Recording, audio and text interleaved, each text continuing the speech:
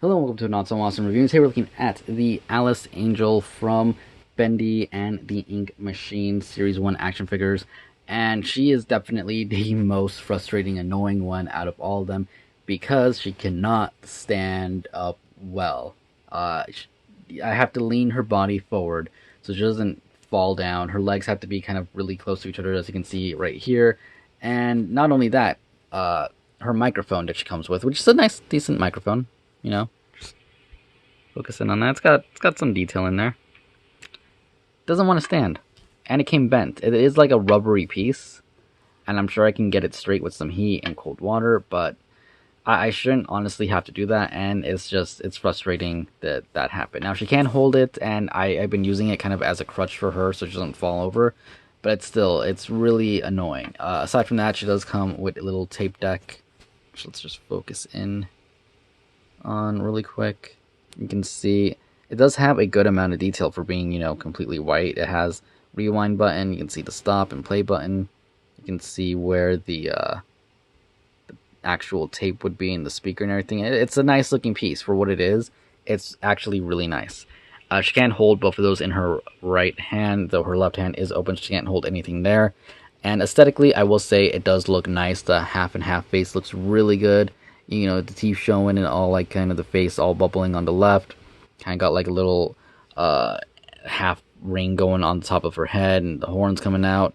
The eye does look like it's looking a little bit to the right, which is a little bit weird. She does have a little bit of black on the bow on her dress, but her dress itself and the arms look good. The bow on the back looks good. The dress itself, the bottom half, is, I don't know, it's like a separate piece. It's pretty hard. It has a little give to it, but there's no waist rotation or anything, which would have been nice. I don't know why you wouldn't add that. But the problem here is the hair. And the reason I say that is because, one, I think it's actually molded. Is it? No, okay, it's not molded onto her back, but it is like a solid piece of plastic, which is making her back heavy, and that's why she keeps falling down. At least I think that's why she keeps falling down. They should have gone with a softer plastic. They would have avoided that, and I think she would have been able to stand maybe all right. Though, I don't know, when I look at it, sometimes I feel like my left leg on this one is a little bit longer than the right leg. That could just be me, but especially when you kind of like spread the legs just a little bit. I don't know. It looks like it's like literally just a paper thin off of there, and it might be throwing the balance off, but I could be wrong. It could just be that she's back heavy, and I get it. She is just back heavy. So, could be either or both. So, her legs can go forward and back that much, and she can bend her knee that much, which isn't that much, and rotate the ankle right there. Her arms can go up pretty high, which is nice. Go down, rotate all the way around. And she has a single jointed elbow, which is not that great. And I think it's funny. It's another female figure with bad elbows. Is that just like we don't like giving female figures of any variety double jointed elbows? I don't know what's going on. They're not even double jointed, just a single joint that goes nicer than this. There are figures that do it, but not many. If you've seen Marvel Legend figures and stuff, it's kind of a trend they have that they're single jointed, and usually they're not great. They've been getting better, but they're still not great. Now, like I said, she has issues standing, which is probably the most annoying thing. Paint wise, it's mostly good. Like I said, there's a little bit of black on the bow there, but the way she is, it's not really like a big deal in my opinion. There's like a little bit of black on her face right there, but again, it's not that big of a deal. I do like the figure. I think it looks really nice. It's just one of the nice looking ones out of all. I mean, they all look good, just nicer with detail, especially on the face and everything. I think it just came out looking really good, really nice. I said that like 5 times. But the legs kind of kill it, or the hair, I guess, the back heaviness. And it's just disappointing because it could have been a pretty decent figure if it wasn't for that. Anyways, let's just get on with some size comparisons and finish this review.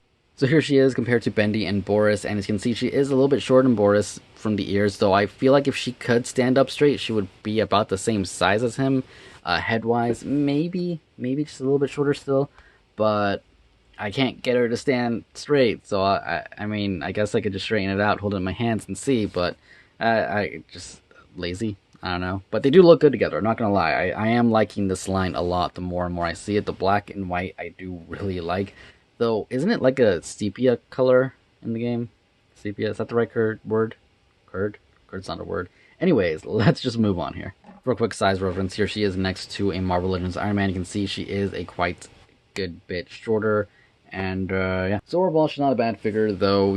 There is a few kind of annoying issues. I mean, all her joints are nice and tight. Her legs do have a little bit more movement than Boris and Bendy. I didn't mention, but yeah, they can spread out a lot better. But her head articulation is just non-existent thanks to her hair, and the balancing issue, again, because of her hair, doesn't help. It just sucks. That honestly is like the worst thing. If she could stand up on her own without having to mess with her and having her lean forward, I think it would have been good for the price, $13.